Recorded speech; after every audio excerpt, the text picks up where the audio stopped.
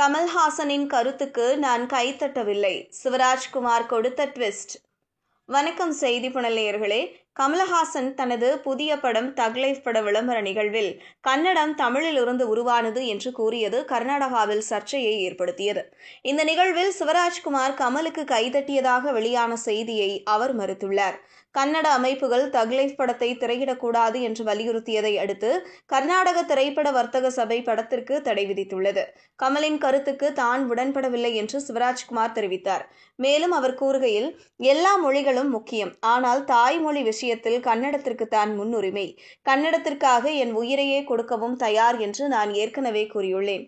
கமல் மன்னிப்பு கேட்க வேண்டும் என்று கூறுவீர்களா என்றால் அந்த கேள்விக்கு அதை என்னால் கூற முடியாது. அவர் மூத்த நடிகர், நான் அவரது ரசிகன் என்று பதிலளித்தார். கமல் பேசியபோது தான் கைத்தட்டியதாக பலர் தவறாக நினைப்பதாகவும் அவர் கூறினார்.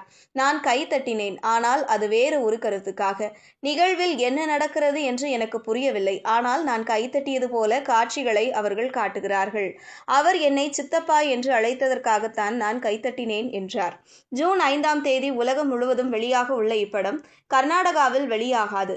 கமல் மன்னிப்பு கேட்காததால் திரையிட தடை விதிக்கப்பட்டுள்ளது.